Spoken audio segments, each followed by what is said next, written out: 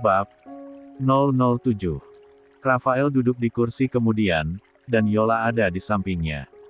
Rere memperhatikan gerak-gerik Rafael yang sesekali mencuri pandang pada Yola. Namun Rere juga sedikit terkejut saat melihat wajah Rafael dari dekat. Perasaan wajah bosnya si Yola kok mirip sama Kenzo, apa cuma perasaan gue aja? Gumam Rere dalam hati. Tidak ada percakapan di antara mereka bertiga. Rafael sungkan ingin membuka pembicaraan, karena di kursi belakang ada Rere. Rafael mengikuti instruksi yang diberikan oleh Yola, mobil mewahnya melewati jalan yang agak sempit. Namun masih bisa dilewati oleh mobil, di sana hanya ada rumah-rumah sederhana namun lingkungannya terlihat bersih dan asri. Berhenti di depan tuan, rumah cat biru itu rumah kontrakan kami, ujar Yola yang membuat Rafael terkejut. Rafael menghentikan mobilnya di depan rumah minimalis dengan bentuk bangunan lawas, tapi rumah itu terlihat bersih. Rere dan Yola turun dari mobil Rafael, lalu Rafael pun ikut turun. 99. Terima kasih tumpangannya tuan, sampai jumpa besok di perusahaan. Maaf kami tidak bisa mempersilahkan Anda mampir, karena yang tinggal di rumah ini perempuan semua. Kami takut menjadi pembicaraan tetangga, ujar Yola sebari membungkukkan tubuhnya. Tidak apa-apa Yol, saya bisa mengerti kok. Kalau begitu saya permisi dulu, ujar Rafael lalu masuk ke dalam mobilnya. Sebenarnya Rafael ingin sekali mampir ke rumah Yola, dia penasaran bagaimana kehidupan wanita cantik itu selama ini. Namun dia tidak mungkin memaksa, karena Yola terlihat sangat sungkan padanya. Rere dan Yola menatap mobil Rafael sampai menjauh dari pandangan mereka. Dan beberapa saat kemudian, pintu rumah itu terbuka. Menampilkan si kecil Kenzo yang tersenyum melihat Yola dan Rere sudah datang. Mama, Bunda, kalian sudah pulang? Tanya Kenzo yang langsung berlari berhambur ke pelukan Yola. Iya sayang. Maaf ya, tadi Mama tidak memperbolehkan Bunda Rere mengajak kamu. Kasihan Mami Nadia, kalau kamu ikut dia pasti semakin sedih, ujar Yola sembari mencium kening sang putra. Walaupun Kenzo masih berumur 5 tahun, tapi dia sudah mengerti. Dia tahu kalau Tuan Gilang sudah meninggalkan dunia ini. Padahal pria kecil itu sangat bahagia saat bertemu dengan Tuan Gilang, karena pria tua itu selalu memperlakukannya seperti putranya sendiri dan selalu memanjakannya. Iya Mama, Kenzo ngerti. Kapan-kapan Kenzo ikut ke rumah Mami Nadia ya. Kenzo kangen sama dia. Iya nak, nanti kalau ada waktu kita kunjungi Mami Nadia. Dia pasti bahagia kalau ketemu sama kamu, ujar Yola sembari menggenggam tangan mungil sang putra.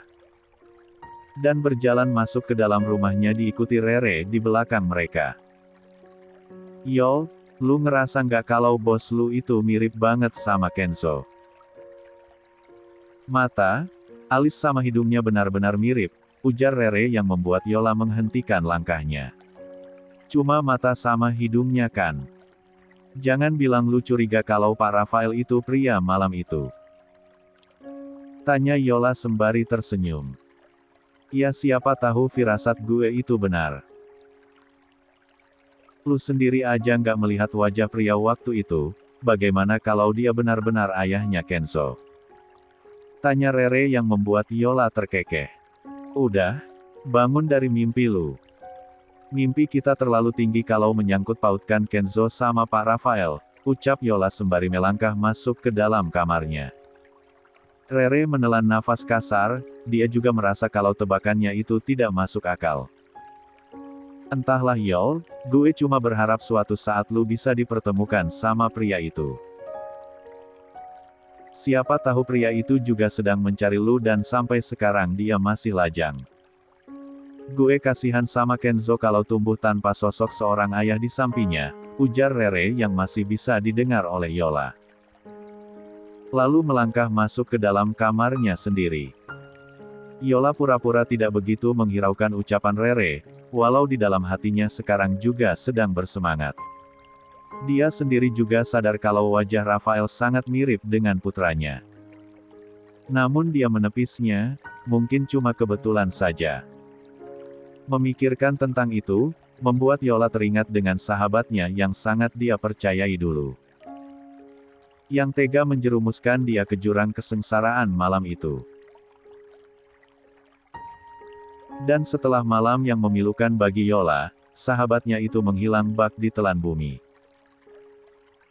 Yola berharap suatu saat dipertemukan lagi dengan orang yang sudah tega menusuknya dari belakang. 100. Dia ingin tahu alasan kenapa orang yang sangat dia percaya dan selalu dia bela itu tega menjebaknya. Maafkan Mama sayang.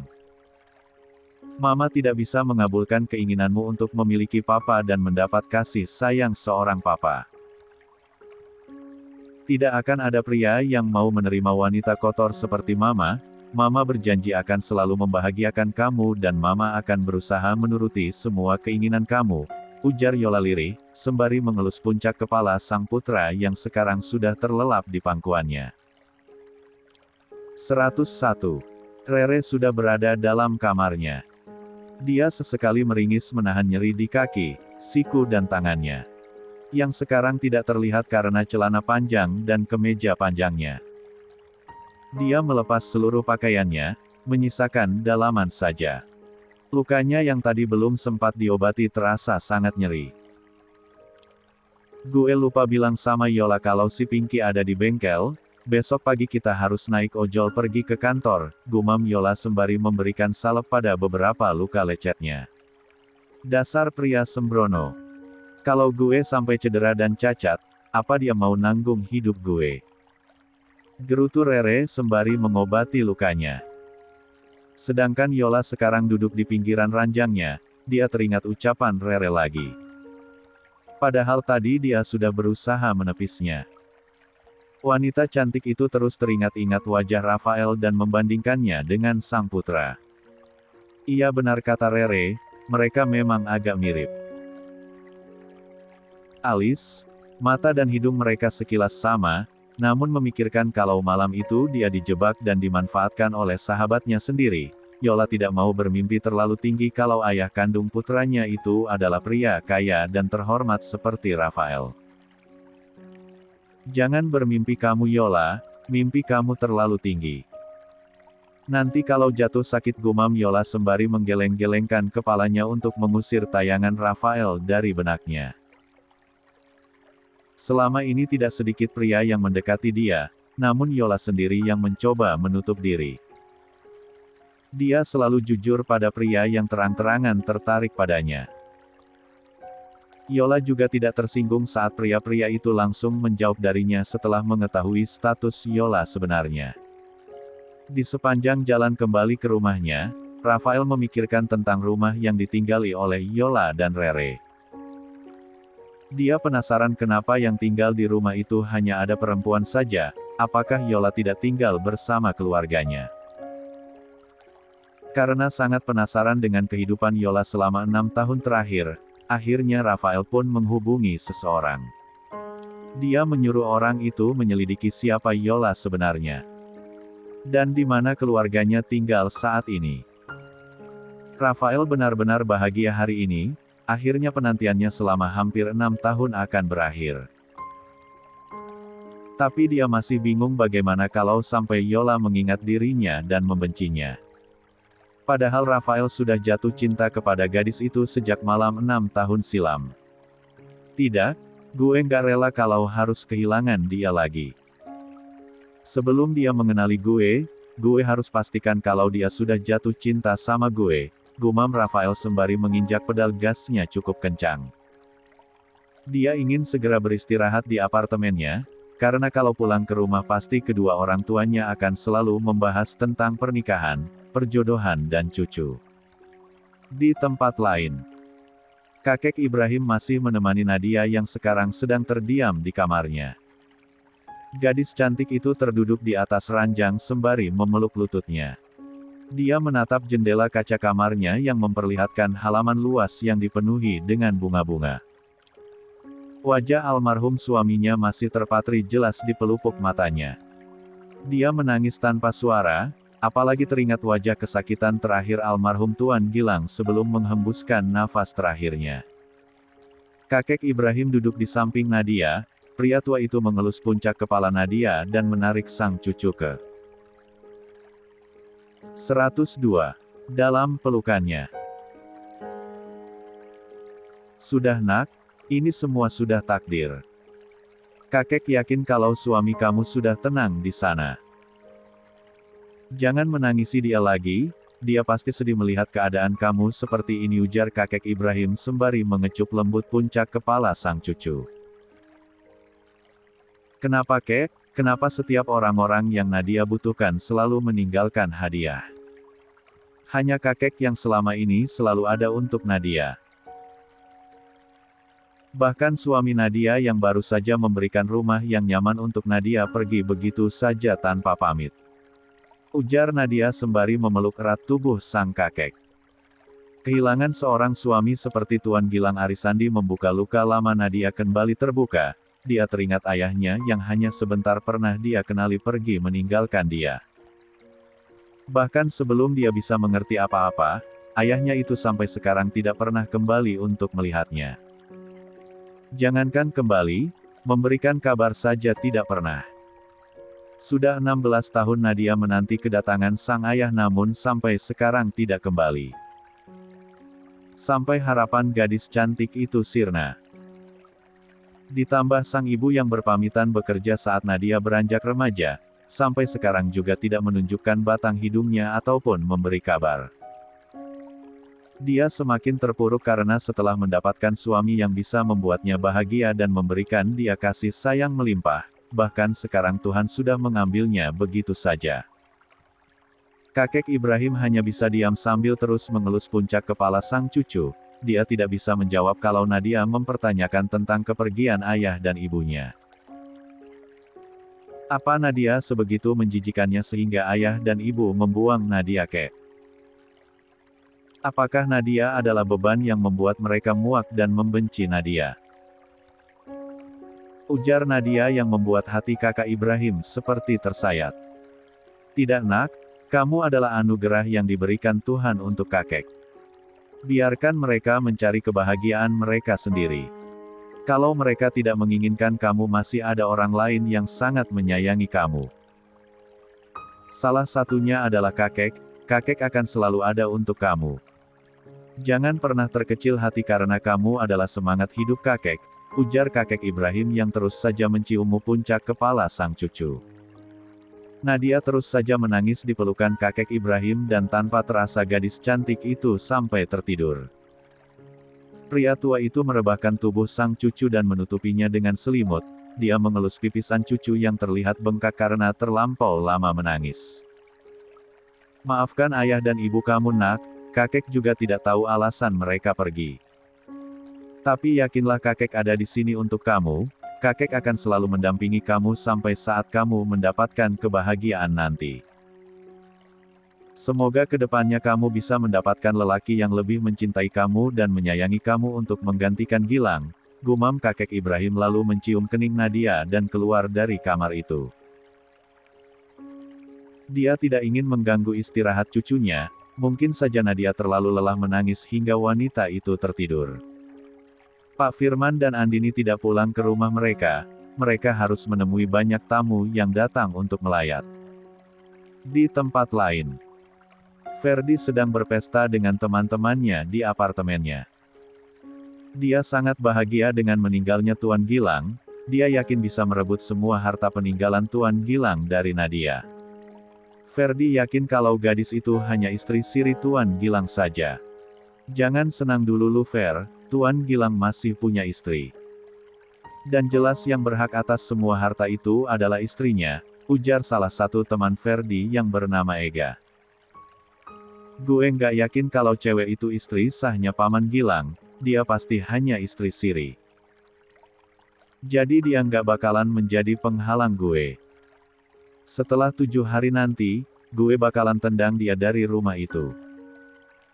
Karena rumah itu akan segera menjadi milik gue, ujar Ferdi sembari tertawa dan menenggak minuman haram di tangannya. Ferdi sudah membayangkan memiliki semua harta dan aset yang ditinggalkan oleh Tuan Gilang Arisandi. Semoga saja mimpi lu jadi kenyataan, Fer, karena kita juga bakal kecipratan harta lu, sahut yang satunya. Tenang saja. Kalau semua harta itu sudah jatuh ke tangan gue bakal tiap hari ngajak kalian berpesta dan 103. Booking wanita-wanita yang cantik, ujar Ferdi percaya diri. Tapi bagaimana kalau seandainya wanita itu memang benar-benar istri sah Tuan Gilang? Kesempatan lu pasti akan kecil, Ferry. Tanya yang satunya. Ferdi terdiam sejenak, namun beberapa saat kemudian dia tersenyum licik. Kalau begitu gue akan buat dia jadi istri gue, kalau perlu gue jebak dia. Otomatis harta itu akan kembali lagi ke tangan gue, ujar Ferdi yang membuat teman-temannya saling pandang. Entah Ferdi tahu apa tidak kalau penyebab kematian Tuan Gilang itu adalah dirinya. Sekarang pria itu berasa berada di atas angin, dia yakin semua harta peninggalan Tuan Gilang akan jatuh ke tangannya. Karena sejak dulu Tuan Gilang sudah menggadang-gadang akan menjadikan dia pewarisnya. Karena Ferdi adalah satu-satunya kerabat dan keponakan Tuan Gilang. Selain Ferdi yang bahagia dengan kematian Tuan Gilang, ada juga satu pria. Pria yang tidak lain adalah ayah kandung Ferdi, sekaligus kekasih gelap almarhumah istri Tuan Gilang. Mungkin memang Ferdi tidak diberitahu kalau sebenarnya dia adalah putra kandung dari istri Tuan Gilang. Ini adalah kabar gembira sekaligus kabar buruk Tuan, ujar seorang pria muda yang sekarang memberikan kabar pada pria yang bernama Salman itu. Apa maksud kamu kabar buruk? Tanya Salman sembari menarik kerah baju salah satu anak buahnya itu. Ternyata Tuan Gilang sudah menikah, dan baru kemarin dia mengumumkan pernikahan mereka kepada semua karyawan di perusahaan Arisandi di grup. Dan setelah saya selidiki, mereka sudah menikah hampir 4 bulan lamanya. Dan pernikahan mereka sah di mata hukum dan agama, ujar pria itu yang membuat Salman beranjak dari duduknya. Dia belum percaya kalau Tuan Gilang menikahi wanita lain selain almarhumah istrinya. Tidak mungkin. Gilang sangat mencintai istrinya, tidak mungkin dia menikah dengan wanita lain. Ujar Salman sembari mengepalkan tangannya. Bisa saja rencananya menjadikan Ferdi pewaris harta peninggalan Tuan Gilang akan gagal, kalau memang wanita itu dinikahi secara sah oleh Tuan Gilang. Semua rencana dan pengorbanannya selama ini akan sia-sia kalau sampai itu terjadi. Tapi itu kenyataan yang saya dapatkan Tuan, dan jelas secara hukum wanita itu adalah pewaris sah semua harta peninggalan Tuan Gilang, ujar pria itu yang membuat Salman langsung mengamuk. Dia menjatuhkan semua barang-barang yang ada di meja kerjanya. Tidak. Itu tidak akan aku biarkan. Aku sudah berkorban berpuluh-puluh tahun menahan cemburu dan sakit hati karena wanitaku dinikahi oleh Gilang. Dan sekarang aku tidak rela kalau putraku akan kehilangan semua harta itu, ujar Salman sembari melempar vas bunga ke tembok hingga benda itu hancur berkeping-keping. Kalau begitu tugas kamu mencari tahu siapa wanita itu. Kalau ada kesempatan habisi dia. Karena aku tidak ingin dia menjadi penghalang untuk putraku mendapat harta peninggalan Gilang, ujar pria itu sembari mendorong kasar salah satu anak buahnya itu. Salman tidak ingin rencana yang sudah disusun berpuluh-puluh tahun dengan almarhumah istri Tuan Gilang itu hancur begitu saja. Sudah kepalang basah, Salman tidak peduli walaupun dia akan menghabisi satu nyawa untuk sampai ke tujuannya. Di tempat lain, Damar sedang berada di apartemennya. Dia senyum-senyum sendiri mengingat pertemuannya dengan Rere. Dia benar-benar terpesona dengan sosok gadis jutek itu. Selama ini tidak ada gadis manapun yang berani menolak pesona seorang Damar Gumilang. 104. Kamu jutek, tapi sangat menggemaskan. Kenapa aku tidak sakit hati saat kamu mencaciku?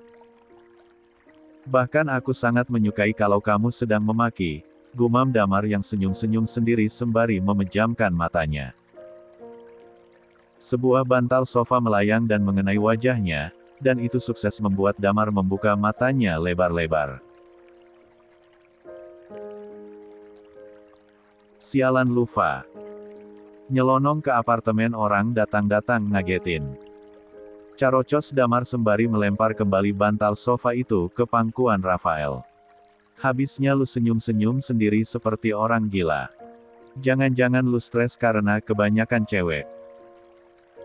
Ujar Rafael sembari menyandarkan punggungnya di sofa ruang tengah apartemen sahabatnya itu. Gue abis ketemu bidadari surga, gue benar-benar jatuh cinta sama dia, ujar Damar yang membuat Rafael memutar bola matanya malas. Dasar Casanova sengklek. Udah setiap hari lu bilang kayak gitu, setiap lu ketemu cewek cantik dan dia jadi pacar baru lu pasti bilang begitu. Tapi besoknya lu bakal ilfil sama mereka. Jangan sampai lu terkena karma, ujar Rafael sembari melempar kacang ke wajah Damar. Kalau yang ini beda bro. Dia cantik, seksi dan jutek, ujar Damar yang kembali membayangkan wajah ketus. Rere. Memangnya masih ada cewek yang gak tertarik sama lu? Kalau ada, gue acungi 4 jempol buat tuh cewek, ujar Rafael sembari terkekeh. Namun beberapa saat kemudian obrolan mereka harus terhenti karena kedatangan Galaksi. Damar mendengus kesal melihat penampakan sahabatnya yang lain. Rumah gue bukan tempat penampungan gelandangan, kalian berdua punya rumah sendiri ngapain datang ke rumah gue? Tanya Damar sembari menegakkan tubuhnya. Males gue sendirian di apartemen, sepi banget. Gue bakal terbayang-bayang wajah sedih wanita pujaan gue kalau gue sendirian di apartemen, ujar Galaksi sembari membanting bokongnya di sofa di sebelah Rafael. Seharusnya kita berpesta malam ini, doa lu kan sudah terkabul. Sebentar lagi lu bebas mendekati jandanya Gilang Arsandi, ujar Damar yang mendapat pelototan dari Galaksi dan Rafael. Gila aja lu Mar. Walaupun kita bahagia nggak segitunya kali. Ujar Rafael sembari menggeleng-gelengkan kepalanya. Damar menggaruk kepalanya yang tidak gatal, dia baru sadar kalau sudah salah berucap. Sebenarnya gue juga mau membagi kabar bahagia gue buat kalian berdua, ujar Rafael yang membuat Galaksi dan Damar langsung menatap Rafael serius. Cepetan kabar apaan? Apa lu setuju menikah sama pilihan mami lu itu? Sebentar lagi lu jadi bapak rumah tangga dong, nggak ada waktu nongkrong dan main di klub lagi. Tanya Damar yang di otaknya hanya ada bersenang-senang. Ngaco lu kalau ngomong. Mana mungkin gue bisa ngelupain gadis yang selalu ada di hati dan kepala gue selama 6 tahun ini. Gue udah nemuin dia, dan sekarang dia akan selalu ada di dekat gue, ujar Rafael yang membuat Galaksi dan Damar langsung menegakkan tubuh mereka. Lu serius Fa? Jangan sampai lu salah orang. Tanya Galaksi penasaran. Enggak. Sejak 6 tahun yang lalu gue masih ingat setiap inci wajah dan tubuhnya. Apalagi suaranya yang sangat indah itu masih terngiang di kepala gue, ujar Rafael yang langsung mendapat lemparan bantal sofa dari Damar. Dasar otak mesum. Pasti lu ingat saat cewek itu meneongkan. Ujar Damar sembari terkekeh. Terus di mana lu ketemu dia dan bagaimana rupa cewek itu? Secara ini sudah 6 tahun lu. Bilang dulu dia masih sangat muda dan masih sekolah dulu. Tapi sekarang pasti dia udah dewasa. Tanya Galaksi yang semakin 105. Kepo mendengar cerita dari salah satu sahabatnya itu. Gue terkejut ternyata dia adalah sekretaris baru, cewek yang tadi Laks. Sahabatnya istri Tuan Gilang Arisandi. Yola namanya, ujar Rafael yang membuat Galaksi mendelikkan matanya. Serius sahabatnya gebetan gue itu gadis malam itu? Tanya Galaksi yang masih syok. Sedangkan Damar hanya mendengarkan obrolan kedua sahabatnya itu. Pantesan lu perhatian banget perkara sama sekretaris saja, apa dia nggak ngenalin lu? Kenapa dia kelihatan biasa saja? Tanya Galaksi lagi. Enggak, sepertinya dia tidak ngenalin gue. Seandainya dia benar-benar ingat sama gue, pasti dia udah kabur setelah melihat gue, ujar Rafael sembari tersenyum mengingat wajah cantik Yola. Terus apa rencana lu sekarang, Fa? Apa lu akan jujur kalau pria malam itu adalah lu? Tanya Damar. Sepertinya tidak sekarang, Mar, gue takut dia bakalan kabur lagi. Gue harus pastiin kalau dia benar-benar jatuh cinta dan tidak bisa hidup tanpa gue. Setelah itu gue akan jujur sama dia, ujar Rafael yakin. Syukurlah, Fa, penantian lu selama 6 tahun akhirnya membuahkan hasil. Semoga saja penebusan dosa lu bisa diterima sama tuh cewek. Jangan sampai dia membenci lu kalau tahu lu adalah pria malam itu, ujar Galaksi sembari menepuk bahu Rafael. Oh iya, Fa, gue baru ingat, tadi gua nganterin cewek gebetan gue pulang ke kontrakannya. Dan lu tahu apa yang gue lihat? Tanya Darnar yang membuat Galaksi dan Rafael serempak melempar wajah Damar dengan bantal sofa. Lu pikir gue Senayan? Bisa nebak apa yang lu lakuin tadi? Tanya Rafael sembari bersungut-sungut. Sialan. Kompak banget kalian berdua, ujar Damar sembari mengusap wajahnya yang terasa perih. Gue lihat anak laki-laki yang usianya sekitar 5 tahun, tapi wajahnya mirip banget sama Lufa. Jangan-jangan lu nitipin benih lu sama perempuan lain sebelum sama cewek malam itu. Ujar Damar yang langsung mendapat pelototan dari Rafael. Jangan samain gue kayak lu, sialan. Lu pikir gue demen sama cewek sembarangan? Kalau saja malam itu gue nggak dikerjain seseorang, pasti gue juga nggak akan menodai gadis yang tidak berdosa. Ujar Rafael sembari bersungut-sungut. Oke bro, gue tahu. Tapi kalau suatu hari lu ketemu tuh anak, gue yakin lu pasti akan terkejut, imbuh Damar. Seandainya anak itu adalah anak Yola, pasti gue percaya kalau dia benih gue. Kalau anak itu anak wanita lain, itu mustahil, ujar Rafael yang membuat Damar dan Galaksi mengangguk-anggukkan kepalanya. Galaksi dan Damar memang tahu kalau Rafael tidak bisa menikmati pelepasannya setelah malam panjang bersama Yola dulu. Siapapun wanita itu, dan sekeras apapun Rafael berusaha, dia selalu teringat wajah kesakitan Yola saat dia merampas kegadisan wanita itu. 106. Di rumah kediaman keluarga Bagaskara, sekarang kedua orang tua dan kedua adik Galaksi sedang makan malam bersama. Kedua adik Galaksi juga sudah bergabung di ruang makan itu. Mana Galaksi mah? Katanya tadi dia pulang ke sini. Tanya Papa Arga setelah duduk di kursi meja makan. Mama Nina yang sedang menyajikan makanan di piring sang suami pun menghentikan pergerakannya. Paling-paling nggak betah lama-lama di sini, Pak. Kalau nggak dipaksa dia pasti abang nggak bakalan pulang. Mungkin hidupnya lebih bahagia di luar sana, sahut Mentari sembari mengunyah makanannya. Tahu apa kamu anak kecil? Lebih baik belajar yang rajin. Biar cepat lulus kuliah, ujar Papa Arga yang membuat Mentari mengerucutkan bibirnya. Papa kenapa sih selalu menganggap Tari itu anak kecil? Padahal umur dari sudah 20 tahun, protes Mentari sembari mengerucutkan bibirnya. Memang kamu anak kecil, kemana-mana saja minta dianterin mama. Sahut Indra yang membuat Mentari semakin manyun. Galaksi pulang dulu, Pak, katanya dia mau melayat. Suami wanita yang dia cintai meninggal dunia, jawab Mama Nina santai dan sontak membuat Indra, Mentari dan Papa Arga mendelikkan matanya. Bahkan Papa Arga menjatuhkan sendok yang dia pegang. Mama ngomong apaan sih? Gak mungkin kan putra kita selingkuh sama istri orang? Tanya Papa Arga menatap sang istri dengan serius. Emangnya Mama bilang apa sih, Pak? Mama bilang wanita yang dicintai Laksi bukan wanita yang dipacari sama Laksi. Papa ini suzon banget sih sama anak sendiri, jawab Mama Nina sembari bersungut-sungut. Papa Arga, Indra dan Mentari menatap Mama Nina dengan serius. Makanya Mama kalau ngomong yang jelas, Mama hampir saja membuat Papa jantungan, ujar Papa Arga sembari menghela nafas kasar.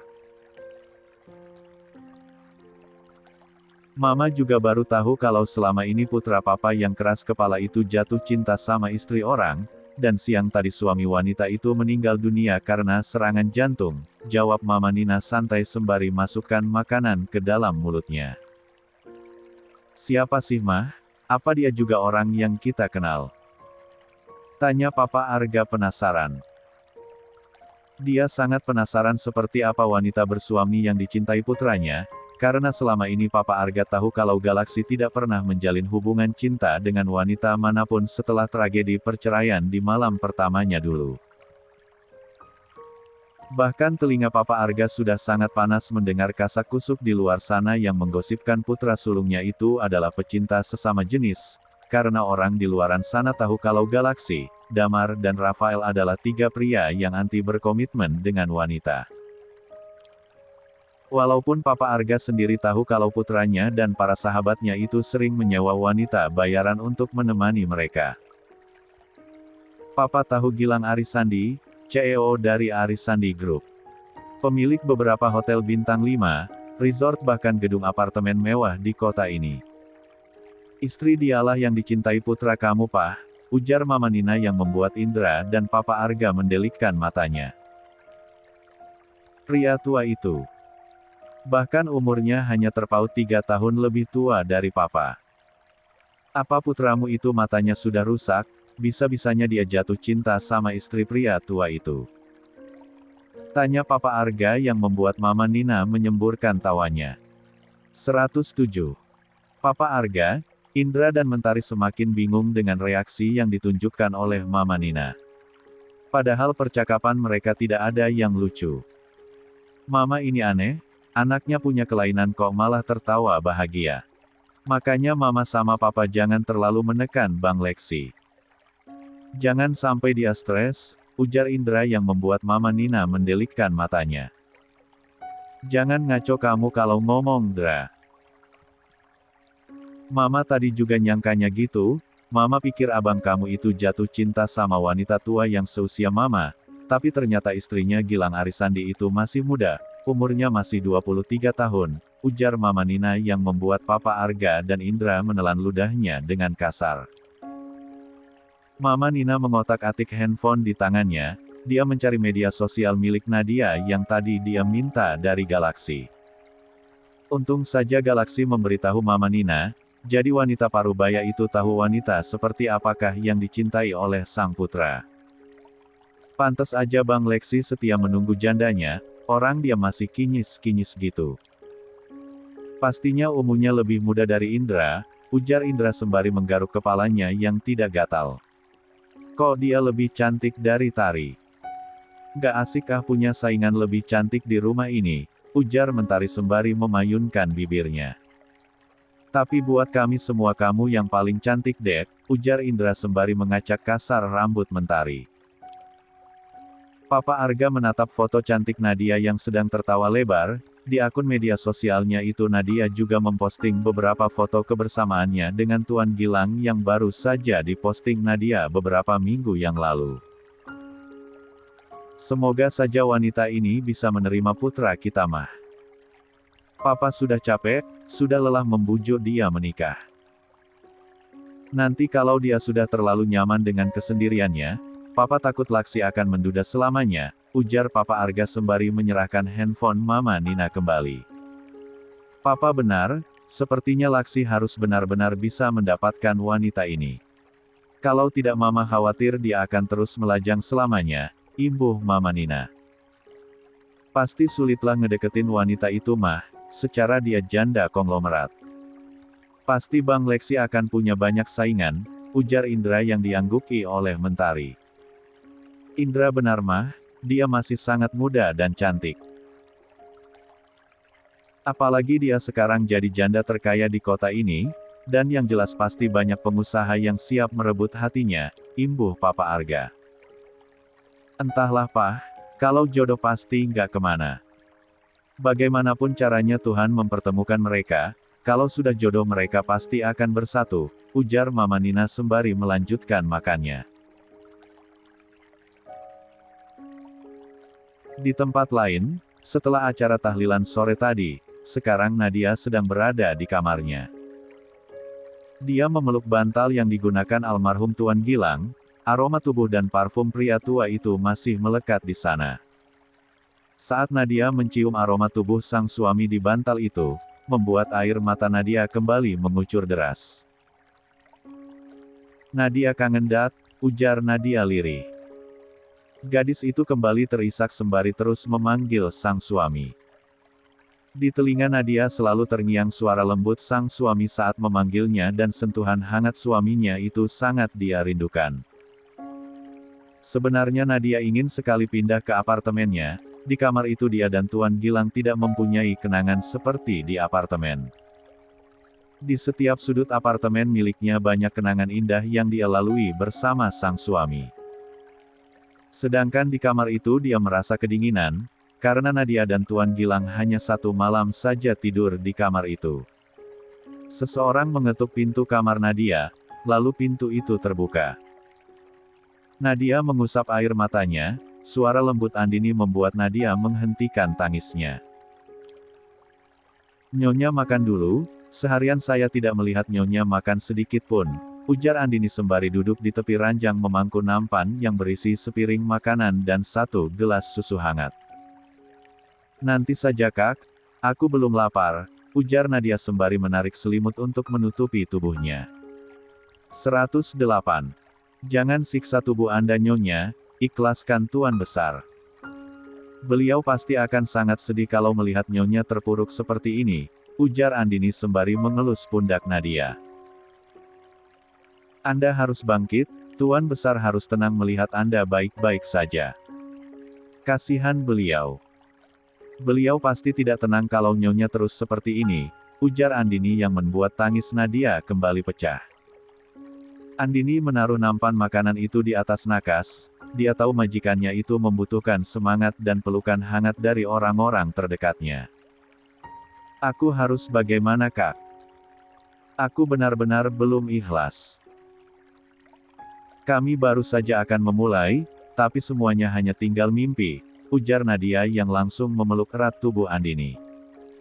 Andini terus mengelus punggung Nadia yang bergetar karena tangis, sepertinya Nadia memang belum benar-benar ikhlas melepas kepergian sang suami. "Sekarang Nyonya harus makan, apa Nyonya tidak kasihan melihat Tuan Ibrahim juga bersedih melihat Nyonya seperti ini," ujar Andini sembari mengurai pelukan Nadia dan kembali mengambil makanan itu. Andini menyuapi Nadia dengan telaten, walaupun majikannya itu makan sembari menangis dia tidak peduli. Asalkan perut Nadia segera terisi makanan. Keesokan harinya, Rere dikejutkan dengan penampakan mobil yang berhenti di depan kontrakannya dan menurunkan 2 buah sepeda motor. Salah satu dari motor itu adalah si Pinky. Rere keluar dari pintu kontrakannya ingin menanyakan kenapa ada 2 motor, bukankah seharusnya hanya si Pinky yang diturunkan? "Maaf Mas, kenapa motor diturunkan di sini?" "Punya saya cuma satu ini," ujar Rere sembari menunjuk motor matic besar berwarna merah itu. "Maaf Nona, apa Anda yang bernama Renata Wulandari?" tanya seorang pria paruh baya berkepala plontos. "Benar sekali Pak, memangnya kenapa Pak?" tanya Rere penasaran. "Kami disuruh mengantarkan motor Anda yang sudah diperbaiki, dan motor ini juga untuk Nona. Untuk mengganti rugi karena luka-luka di tubuh Anda, itu yang diperintahkan Tuan Damar pada kami," ujar pria itu yang membuat Rere memutar bola matanya malas. "Dasar pria aneh. Harusnya bawa gue ke rumah sakit. Kenapa paket dibeliin motor? Kenapa nggak dibeliin mobil sekalian sama rumahnya?" gerutu Rere yang membuat seseorang di dalam mobil langsung keluar. "Kalau begitu saya belikan mobil sekaligus rumah, Tapi kamu harus jadi istri saya, ujar seorang pria tampan yang melangkah mendekat padanya. Ogah. Lu nyari istri apa nyari simpanan? Ujar Rere yang membuat Damar terkekeh. Terserah kamu mau disebut apa, tapi yang jelas saya masih bujangan. Dan saya serius dengan tawaran ini, ujar Damar yang langsung mendapat pelototan dari Rere. Tawaran Anda saya tolak. Tidak ada di dalam impian saya menikah mendadak. Di mana-mana cewek itu pengen menikah sama pria yang dia cintai, jawab Rere sembari mendengus. Tenang saja, setelah kamu mau menikah dengan saya, pasti kamu akan mencintai saya, dan saya akan menjamin kehidupan kamu, ujar Damar yang membuat Rere semakin sebal padanya. Bawa pulang motor Anda tuan, saya nggak butuh, ujar Rere sembari menyalakan mesin si Pinky dan mengecek semua bodinya yang kemarin banyak yang pecah. Tapi sekarang motor butut itu terlihat kinclong. Jangan ditolak Nona, ini ganti rugi untuk kecelakaan kemarin. Saya harap Anda mau menerimanya, ujar Damar sembari menyerahkan kunci motor itu dan dokumennya. Kalau dipaksa saya terima kasih. Silakan pergi, usir Rere yang membuat Damar tersenyum. Pria itu seperti orang gila, padahal Rere tidak ada manis-manisnya. Gadis itu selalu jutek dan kasar kalau berhadapan dengan dia. 109. Memangnya kamu nggak mempersilahkan saya mampir? Tawarin kopi apa teh gitu? Masak tamu yang datang baik-baik cuma ditemuin di teras. Tanya Damar yang membuat Rere memutar bola matanya malas. Sedangkan mobil yang mengantarkan dua sepeda motor itu sudah menghilang dari hadapan Rere. Maaf Tuan Damar yang terhormat, saya buru-buru mau berangkat kerja. Lain kali saja Anda mampirnya, permisi dan terima kasih atas motor barunya, ujar Rere sembari masukkan si Pinky ke dalam rumah. Lalu keluar kembali dan menaiki motor baru yang diberikan oleh Damar tanpa menoleh pada pria itu. Dasar gadis gila. Dia sangat menggemaskan walaupun sangat jutek, ujar Damar sembari menatap motor yang dikendarai oleh Rere yang sudah menjauh. Tanpa Rere sadari Damar mengikuti gadis itu dari belakang. Dia penasaran di mana Rere bekerja. Terlihat dari penampilan gadis itu yang rapi dan cantik pasti dia bekerja di sebuah perusahaan. Namun Damar misuh-misuh saat dia terjebak lampu merah dan kehilangan jejak Rere. Ah sial. Kenapa gue terjebak lampu merah? Gue kehilangan kesempatan tahu di mana dia kerja, ujar Damar sembari memukul-mukul setir mobilnya. Sedangkan Rere sudah sampai di depan perusahaan di mana dia bekerja. Hari ini Rere mengenakan rok panjang berwarna hitam dan kemeja lengan panjang berwarna denim, dipadukan dengan flat shoes berwarna hitam. Gadis itu sengaja berpakaian tertutup supaya luka di tangan dan kakinya tidak terlihat oleh orang lain. Namun bisa ditebak kalau gadis itu sekarang sedang terluka karena jalan Rere yang sedikit pincang. 30 menit perjalanan, sekarang Rere sudah sampai di basement perusahaan. Setelah memarkir motor barunya, Rere pun menaiki lift menuju ruangannya yang dia bagi dengan Kenan. Selamat pagi Pak Kenan, sapa Rere lalu duduk di meja kerjanya. Pagi Renata Wulandari, kenapa jalannya pincang gitu? Tanya Kenan penasaran. Itu Pak kemarin ada kecelakaan kecil sebulan kerja, ada orang gila yang kalau nyetir kebut-kebutan. Motor saya kesenggol dan saya jatuh, ujar Rere yang membuat Kenan terkejut. Kenapa kamu tidak istirahat di rumah saja kalau masih terluka? Dan apa orang yang menyerempet kamu itu bertanggung jawab? Tanya Kenan serius. Bertanggung jawab kok Pak, malahan motor saya diperbaiki dan diganti yang baru, jawab Rere yang membuat Kenan mendelikkan matanya. Jadi ceritanya musibah membawa berkah nih? Tanya Kenan sembari terkekeh. Ya seperti itulah Pak, tetap saja kaki dan tangan saya yang mulus ini harus terluka, ujar Rere sembari menarik roknya dan memperlihatkan betis mulusnya yang terlihat lecet-lecet. Jangan lupa diobati Re, jangan sampai infeksi. Gak lucu kan kalau kaki mulus gitu harus diamputasi, ujar Kenan yang membuat Rere mendelikan matanya. Jahat banget Bapak nyumpain saya, lebih baik Bapak beri saya pekerjaan daripada saya ngereok di sini, ujar Rere yang membuat Kenan tertawa terbahak-bahak. Pasti kalau kamu ngereok makan pecahan beling juga ya Re, ujar Kenan yang membuat tawa mereka berdua pecah. Damar melewati ruangan Kenan, pria tampan itu penasaran sedang ngobrol dengan siapa Kenan sebenarnya. Kenapa pria kaku itu terdengar sangat bahagia sampai tawanya terdengar dari luar ruangan. Namun saat Damar hendak membuka handle pintu ruangan Kenan, Damar dikejutkan dengan seseorang yang memeluknya dari belakang. Akhirnya Tuan datang ke perusahaan juga, saya sangat merindukan Tuan, ujar seorang wanita berpakaian 110. Ketat. Damar menoleh, dia tersenyum melihat wanita yang berprofesi sebagai salah satu manajer di perusahaannya. Itu. Aku juga merindukan kamu, ayo ke ruanganku sebentar, ujar Damar sembari menarik tangan wanita yang bernama Feby itu masuk ke dalam ruangannya. Damar memang benar-benar Casanova sejati, dia tidak tahan melihat wanita cantik yang sedang nganggur.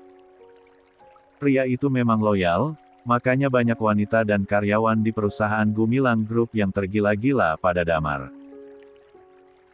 Selain tampan Damar juga satu-satunya pewaris harta keluarganya.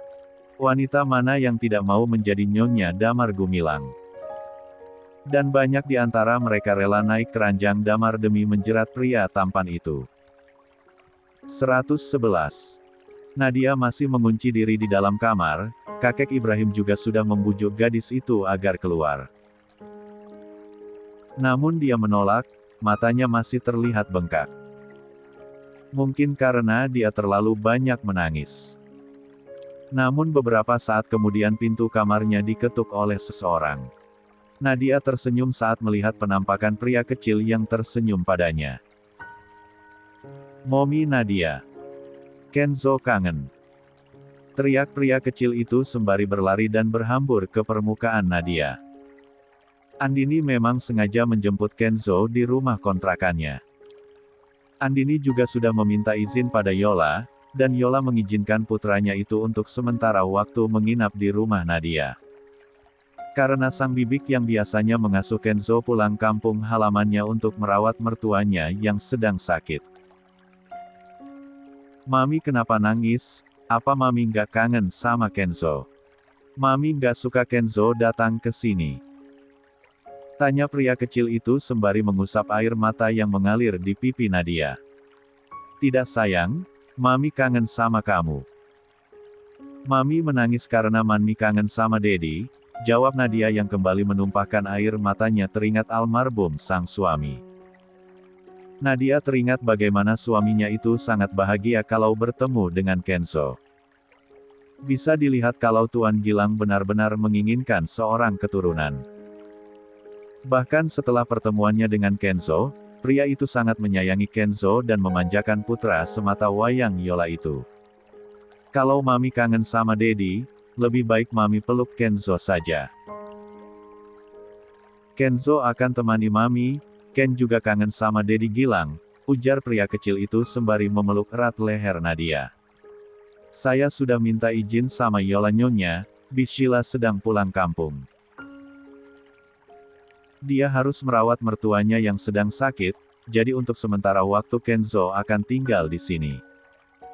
Nyonya pasti lebih tenang kalau ada temannya, Nanya tidak keberatan kan? Tanya Andini yang membuat Nadia menganggukkan kepalanya. Nadia memeluk erat tubuh mungil Kenzo. Terima kasih Kak Andini, aku butuh teman. Terima kasih karena sudah membawa Kenzo ke sini, ujar Nadia sembari mengelus puncak kepala pria kecil itu. Kamu tinggal di sini sama Mami ya sayang. Biarkan Mama kamu dan Bunda Rere tinggal berdua di kontrakan. Kamu harus nemenin Mami di sini, ujar Nadia yang diangguki oleh Kenzo. Di tempat lain, Rafael sedang bersiap untuk meeting dengan koleganya, mereka akan meeting di sebuah restoran mewah. Rafael juga sudah menginstruksi Yola untuk bersiap-siap. Sepertinya saya tidak perlu ikut Tuan, biar Pak Krishna saja yang ikut. Lagian pekerjaan saya masih sangat menumpuk, ujar Yola yang enggan untuk berbasa-basi saat bertemu orang baru nanti. Kamu itu sekretaris pribadi saya Yola, jadi kemanapun saya pergi kamu juga harus pergi. Ujar Rafael yang membuat Yola menghela nafas kasar. Baiklah Tuan, saya ikut. Saya mau beres-beres dulu, jawab wanita cantik itu sembari membereskan barang-barangnya dan memasukkannya ke dalam tas. Mereka berdua berjalan berdampingan, sedangkan Krishna sudah menunggu mereka di lobi. Saat berada di dalam lift, Rafael menatap wajah Yola dari samping, sikap wanita cantik itu terlihat sangat dingin. Dia hanya serius kalau menyangkut tentang pekerjaan, sedangkan berbicara dengan siapa saja wanita itu selalu berwajah datar. Apakah karena kamu berubah menjadi wanita yang dingin seperti ini? Bagaimana seandainya kalau kamu tahu aku adalah pria yang sudah menghancurkan hidup kamu malam itu? Gumam Rafael dalam hati. 112. Rafael langsung mengalihkan pandangannya saat pintu lift itu terbuka, dia melangkah di samping Yola yang hanya mengarahkan pandangannya ke depan. Yola tidak cerewet seperti wanita pada umumnya, yang selalu mencoba untuk mencari perhatian Rafael dan mengajak pria itu mengobrol.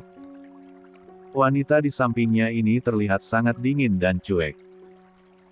Dia tidak mau berbahasa basi dan selalu serius. Kita harus cepat Tuan, proyek ini sangat penting. Kita tidak boleh terlambat, ujar Krishna yang sekarang sedang berjalan menuju mobil bersama Yola dan Rafael. Rafael sengaja mengajak sopir agar dia bisa duduk di belakang bersama Yola, sedangkan Krishna duduk di samping Pak Sopir. Di sepanjang jalan menuju restoran, sikap Yola selalu tenang. Dia tidak pernah bersuara kalau tidak menyangkut tentang pekerjaan. Sedangkan Krishna terus menatap kaca spion, melirik Rafael yang ada di kursi belakang yang sedari tadi terus menatap Yola yang terlihat acuh. Beberapa saat kemudian sopir menginjak remnya secara mendadak, membuat para penumpang yang ada di belakang terhuyun ke depan. Rafael dengan cepat menahan kening Yola yang hampir saja terbentur jok kursi depan. Pelan-pelan dong Pak, kenapa ngeremnya mendadak sekali? Tegur Rafael sembari membantu Yola duduk kembali di kursinya. Maafkan saya Tuan, ada ibu-ibu yang menyeberang. Saya takut menabrak sepeda motornya, jadi saya rem mendadak, jawab Pak Sopir sembari mengelus dadanya. Sedangkan Yola langsung mendorong tangan Rafael yang sekarang sedang memegangi pundaknya.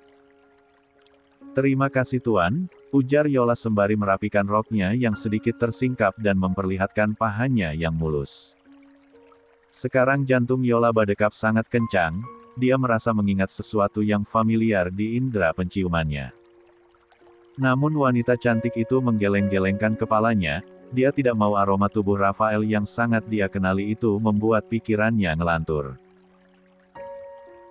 Di dunia ini parfum mahal bukan hanya dipakai oleh satu atau dua orang saja, tapi banyak pria kaya yang memakai aroma parfum yang sama. Pelan-pelan saja nyetirnya Pak, keselamatan kita semua lebih penting. Masalah proyek itu nomor sekian, jadi Bapak jangan terburu-buru, ujar Rafael yang diangguki oleh Pak Sopir. Pak Sopir pun menganggukkan kepalanya, pria parubaya itu melanjutkan perjalanan. Sedangkan Yola mulai merasa tidak nyaman, dia tahu bosnya itu sesekali mencuri pandang padanya. Yola pun memfokuskan pandangan keluar jendela mobil. Dia tidak mau pikirannya menelayang pada 6 tahun yang lalu. Di tempat lain, Rere masih fokus dengan pekerjaan yang diberikan oleh Kenan. Dia baru bisa bernafas lega saat pekerjaan itu sudah selesai semua. Semuanya sudah selesai Pak, apakah ada yang lain? Tanya Rere sembari merentangkan tangannya untuk meregangkan otot-ototnya. Tidak ada, Kamu antar berkas ini saja ke ruangan Pak Bos. Kalau kamu mengetuk pintu dan tidak ada yang membukakan, kamu buka saja pintu itu, pasti dia lagi molor, ujar Kenan yang membuat Rere memincingkan matanya. Namun dia tidak mau banyak bertanya pada Kenan. Oke Pak, biar saya antar sekarang. Sebentar lagi jam makan siang, saya mau langsung ke kantin Pak, ujar Rere sembari beranjak dari duduknya. Wanita cantik itu mengambil berkas yang harus ditandatangani oleh bosnya itu. Rere ingin segera ke ruangan bosnya, dia penasaran seperti apa bentukan bosnya yang terlihat sangat pemalas itu. Dengan santai Rere berjalan menuju ruangan sang bos, dia menghirup nafas dalam-dalam sebelum mengetuk pintu ruangan besar itu. Namun sudah berkali-kali Rere mengetuk pintu itu, namun tidak ada jawaban dari dalam sana. Seperti apa yang dikatakan oleh Kenan tadi, Rere mengira kalau bosnya itu sekarang sedang tertidur. 113. Walaupun dengan ragu, gadis cantik itu pun memutuskan langsung membuka pintu besar itu.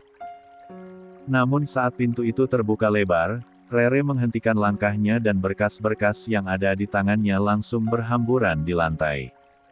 Astagfirullahalazim. Pekik Rere karena terkejut. Pemandangan yang ada di hadapannya saat ini benar-benar membuatnya syok.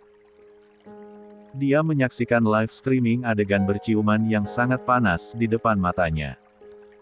Bahkan posisi wanita itu ada di atas pangkuan seorang pria, beberapa kancing kemeja perempuan itu sudah terlepas. Bahkan bra dan pundaknya terlihat jelas.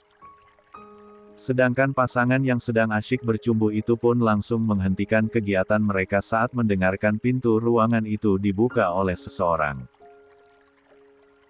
Damar mendorong tubuh Feby dengan kasar saat melihat penampakan Rere di sana. Pria tampan itu mengucek-ucek matanya, sakit apa yang dia lihat di hadapannya sekarang itu hanya halusinasi. Pandangan mata mereka bertemu, Rere terkejut melihat penampakan Damar, begitu juga dengan Damar. Rere benar-benar tidak percaya kalau bosnya itu adalah pria yang dari kemarin sudah mengacaukan harinya. Maafkan saya sudah lancang Pak, ujar Rere sembari memunguti berkas-berkas yang ada di lantai. Sedangkan Feby masih mengusap bokongnya yang terasa sakit karena menghantam lantai. Rere, apa yang kamu lakukan di sini? Tanya Damar yang masih tidak percaya kalau gadis di hadapan itu adalah Rere. Maaf Pak Kenan menyuruh saya untuk menyerahkan berkas ini untuk Bapak tanda tangani. Maafkan saya karena sudah lancang mengganggu kegiatan Anda, saya permisi kembali ke ruangan saya, ujar Rere yang langsung berbalik dan melangkah keluar dari dalam ruangan Damar tanpa mendengar jawaban dari Damar. Sedangkan Damar masih mematung, dia benar-benar seperti seorang suami yang sedang ketahuan selingkuh oleh istrinya. Tuan, kenapa Tuan mendorong saya? Tanya Feby yang masih mencoba untuk bangun. Damar tidak menjawab, cuma dia masih memandangi berkas-berkas yang ada di tangannya. Cepat kamu keluar dari ruangan saya. Masih banyak pekerjaan yang ingin saya selesaikan, ujar Damar sembari menuju ke arah pintu. Tapi Tuan, kita belum menyelesaikan apa yang sudah Tuan pinta tadi. Tanya Feby, namun ia langsung terdiam saat mendapat tatapan tajam dari Damar. Saya sudah bilang keluar dari ruangan saya sekarang juga. Bentak Damar yang membuat wanita muda itu terkejut. Tanpa banyak bicara lagi Feby langsung meninggalkan ruangan Damar.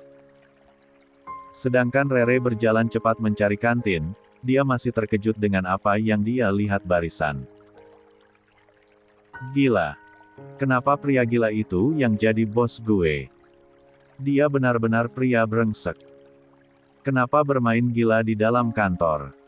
Gerutu Rere sembari bergidik ngeri. Sial banget sih gue. Berarti dia yang bakalan jadi bos gue. Gue bener-bener harus punya stok sabar yang tinggi, ujar Rere yang terus saja menggerutu. Sedangkan Damar sedang mengacak-ngacak rambutnya sendiri dengan kasar. Baru saja dia mempunyai rencana untuk mendekati Rere, siapa sangka gadis itu malah bekerja di perusahaannya. Yang lebih membuat Damar frustasi, kenapa Rere harus melihat dia saat sedang bercumbu dengan Feby. Ah, sial banget sih gue. Padahal susah banget ngedeketin dia. Kalau seperti ini, dia pasti semakin benci. 114. Sama gue, ujar Damar sembari mengusap wajahnya dengan kasar. Beberapa saat kemudian, Damar memutuskan untuk menghubungi Kenan. Dia ingin menanyakan kenapa Rere ada di perusahaannya. Kenan yang sedang membereskan pekerjaannya pun memutar bola matanya malas. Ya ada apa bos? Tanya Kenan dengan sedikit malas. Ke ruangan gue sekarang juga. Gak pakai lama. Titah Damar yang membuat Kenan mendengus kesal.